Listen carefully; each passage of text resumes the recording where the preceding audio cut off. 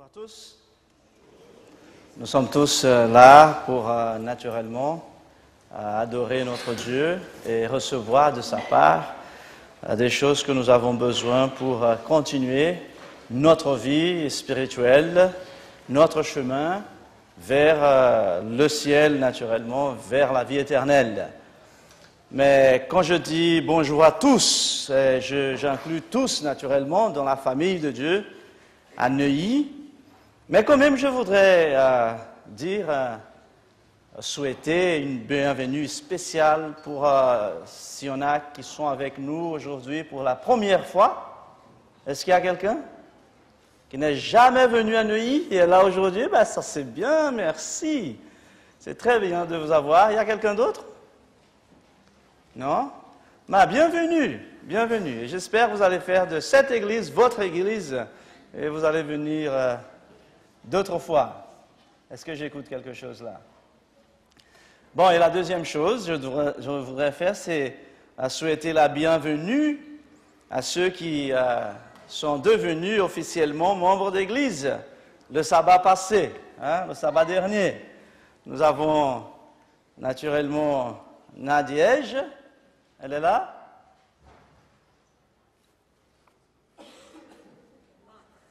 Ok, elle doit être quelque part. Sébastien, je l'ai vu là, voilà, il est là. Ok, bienvenue à ta famille et ton église. Et nous avons Gabriel, Christian et Gabriel le fils. Ils sont là, les trois naturellement bienvenus. C'est naturellement la première Sainte Seine pour eux. Ben, je voudrais aussi dire que le sabbat dernier, à la Sainte Seine, au baptême, nous avons eu une personne qui est venue à Neuilly par la première fois et nous avons déjà commencé une étude biblique. Et l'objectif de cette personne, c'est aussi d'être baptisée. Amen. Et non seulement elle, mais une autre personne aussi. D'après le samedi dernier, on a commencé aussi une autre étude biblique. Alors 2-3 personnes déjà. Et ça, c'est bien. Et si vous êtes là, et vous voulez étudier la parole de Dieu, connaître un peu mieux la parole de Dieu, nous sommes là pour ça, d'accord? Alors, il faut contacter un ancien d'église ou un membre d'église, ou moi-même, et nous allons nous disposer à étudier la parole de Dieu avec vous, d'accord? Bon, en tout cas, nous sommes tous bienvenus ici, dans la maison de notre Dieu. Avant de venir à Marc, merci Céline pour la lecture. Avant de venir à Marc, nous allons nous pencher un petit peu en Jean 13. L'évangile de Jean, chapitre 13, et après nous revenons à Marc. Nous allons voir dans Jean 13 3 leçons importantes pour nous, comme chrétiens, et spécialement à ce moment de la Sainte Seine. Alors, on va lire de Jean 1 à 5. Avant la fête de Pâques, Jésus, sachant que son heure était venue de passer de ce monde au Père, et ayant aimé les siens qui étaient dans le monde, mit le comble à son amour pour eux. Pendant le souper, lorsque le diable avait déjà inspiré au cœur de Judas Iscariote, fils de Simon, le dessein de le livrer, Jésus naturellement, Jésus qui savait que le Père avait remis toutes choses entre ses mains, qu'il était venu de Dieu et qu'il s'en allait à Dieu, se leva de table, ôta ses vêtements et prit un linge dont il se ceignait. Ensuite, il versa de l'eau dans un bassin et il se mit à laver les pieds des disciples et les essuyer avec le linge dont il était saint. Première leçon pour nous, que nous trouvons dans ce récit biblique, c'est la leçon du service, de servir. Et là, ce n'est pas n'importe quel service, c'est Jésus lui-même, le créateur de toutes choses, de l'univers, qui se met là devant les disciples pour servir, pour faire le travail d'un serviteur. Et naturellement, comme nous avons Jésus comme notre exemple en toutes choses, c'est l'invitation que nous avons ce matin, encore une fois, de regarder Jésus comme serviteur et mettre dans notre cœur la décision, le désir de servir les uns les autres de la même manière. La situation, nous allons trouver quelque part un jour, dans l'église, dehors de l'église, dans la semaine, le sabbat, nous allons trouver la manière de pouvoir être ce serviteur, servir les uns les autres comme Jésus l'a fait pour nous donner l'exemple.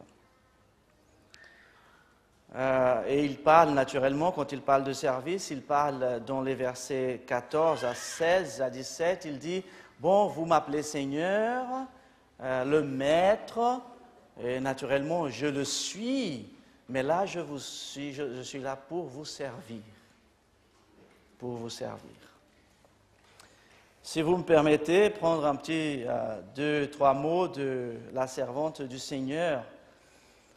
Elle dit dans Jésus-Christ 143, « Le souverain berger servira ceux qui se placent au service d'autrui. » Jésus servira ceux qui se placent au service d'autrui. Ils boiront de l'eau de la vie, ils seront désaltérés. C'est la promesse de Dieu pour nous. Elle dit encore, sa vie entière fut gouvernée par la loi du service, il fut au service de tout le monde, comme il est aussi à nous aujourd'hui. La deuxième leçon, nous trouvons dans ce récit de Jean 13, c'est le verset 6 et 7, on va lire 6 et 7. Il vint donc à Simon-Pierre, et Pierre lui dit, « Toi, Seigneur, tu me laves les pieds. » Jésus lui répondit, « Ce que je fais, tu ne le comprends pas maintenant, mais tu le comprendras bientôt. » Et là, c'est le service, cette leçon, c'est la leçon que nous devons apprendre ce matin, c'est encore la leçon d'humilité. Mais pas celle de Jésus, d'être le Maître et le Seigneur, et se mettre à la disposition de servir, ou de s'humilier peut-être. Non. La leçon pour moi que je voudrais partager avec vous ce matin d'humilité, c'est l'humilité de se laisser servir. L'humilité d'accepter que l'autre fasse quelque chose pour vous. L'humilité de dire, oui, d'accord, j'ai besoin de toi. J'ai besoin de toi. Sers-moi, fais quelque chose pour moi. L'humilité d'accepter que l'autre a quelque chose à nous donner, à nous offrir. Et c'est ce que Pierre n'a pas voulu à ce moment-là. Seigneur, tu laves mes pieds. Mais Pierre, il faut accepter. Il faut accepter que tu n'es pas tout puissant. Il faut accepter que tu as besoin de quelqu'un. Tu as besoin de quelque chose. Il y a quelqu'un qui peut te servir, qui peut te rendre quelque chose. Accepte-le. Et il a accepté, mais non seulement accepté le pied, il voulait tout le corps. Mais Jésus a dit non, non, non, ça suffit, ça suffit. Ce sont les pieds maintenant simplement. Alors l'humilité, admettre que l'autre a quelque chose à vous donner, à vous offrir, que nous avons besoin les uns des autres. Et encore, en prenant la servante du Seigneur, elle a dit dans le même livre 649, page 649, ce n'est pas humilier le Sauveur que de lui laisser opérer notre purification. La vraie humilité consiste à accepter avec reconnaissance tout ce qui est offert. L'humilité, accepter avec reconnaissance ce que Dieu nous offre et ce que l'autre, notre frère, notre sœur, peut nous offrir la manière comment il peut, ou elle peut, ou ils peuvent nous servir. Troisième leçon pour ce matin, nous la trouvons toujours dans Jean 13, c'est le verset 5. On a déjà lu, mais il y a là quelque chose en plus du service de prendre là.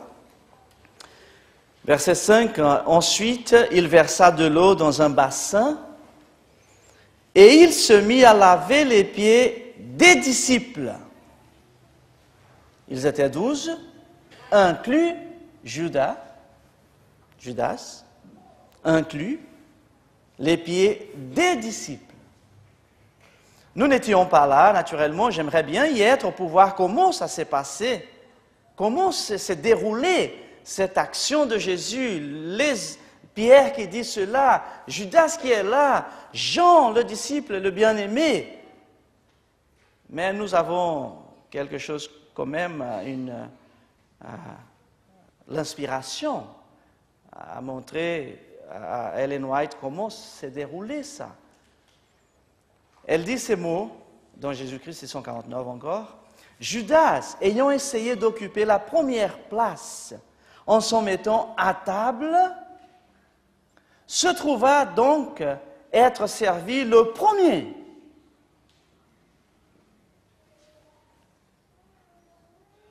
Se trouva là-bas, donc être servi le premier par le Christ, qui avait pris l'attitude d'un serviteur.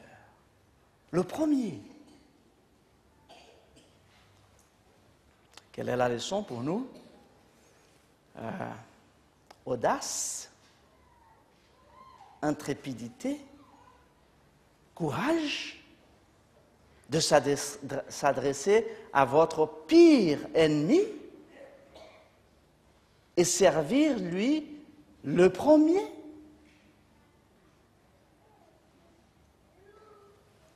Est-ce que nous avons tel courage, telle audace? Mais naturellement, quand ça vient de Jésus, nous savons c'est beaucoup plus que courage, audace, intrépidité, c'est l'amour. Et c'est l'amour la seule chose qui est capable de nous pousser à cette action. Aller vers votre ennemi, celui que vous savez dans quelques instants va vous trahir, va vous tuer par derrière vous. Et prendre ce courage poussé par l'amour naturellement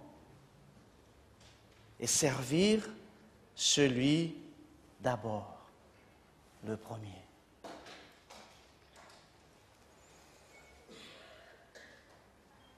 Est-ce que nous sommes à ce point capables de prendre cette action? Si vous êtes capable de dire « Non, je ne vais pas faire ça parce que je n'ai pas d'ennemi », gloire à Dieu. Ça, c'est bien.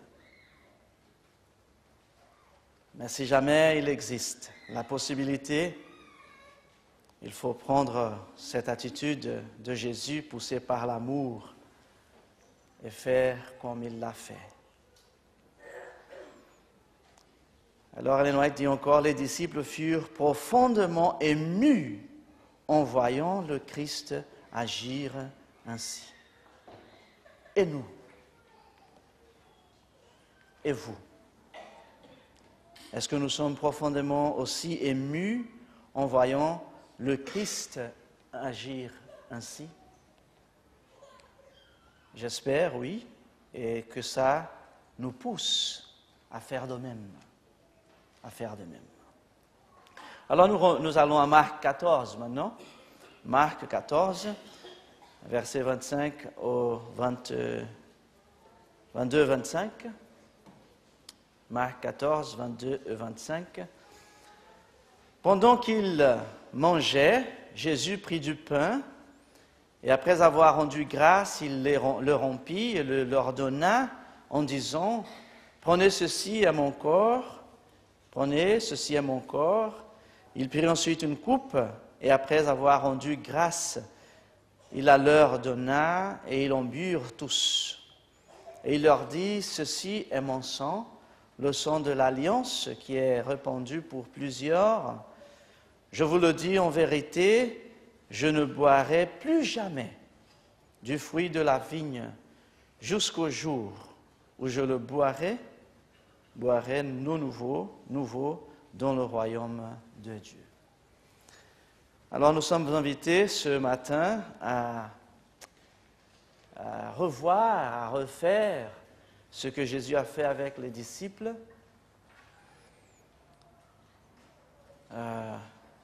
recevoir le pain, symbole de son corps qui a été offert à la croix à cause de nos péchés, et aussi recevoir le jus de fruits de raisin, ou bien nous appelons le vin,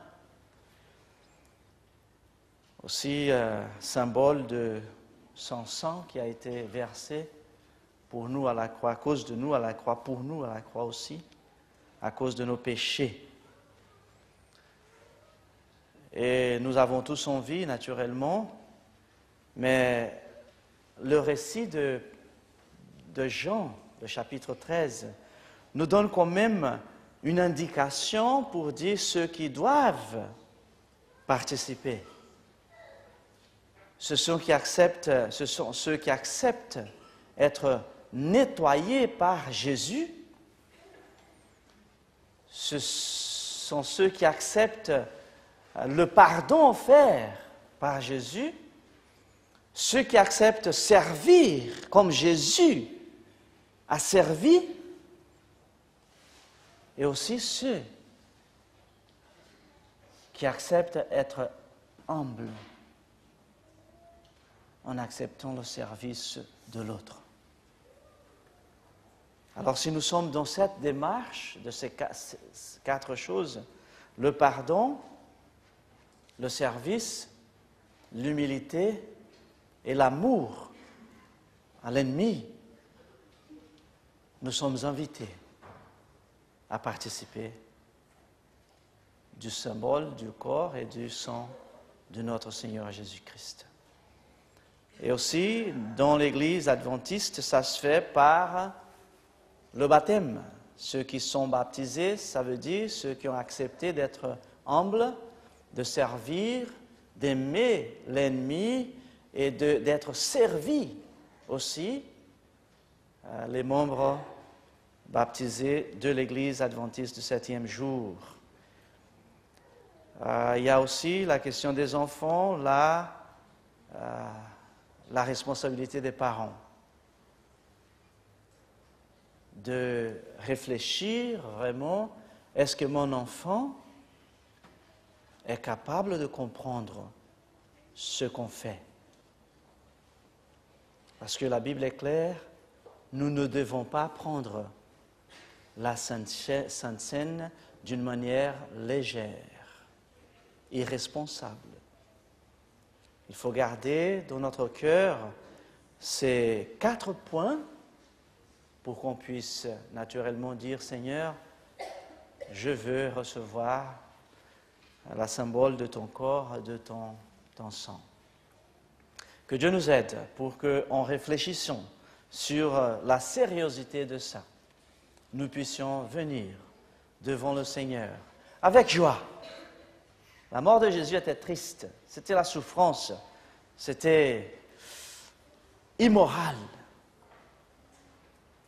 Mais nous venons avec joie dans notre cœur, parce qu'il nous accepte, il nous pardonne et il nous sauve. Amen. Amen. Bon, nous allons passer maintenant à cette deuxième partie, que cela sera annoncé par l'ancien. Merci, que Dieu nous bénisse.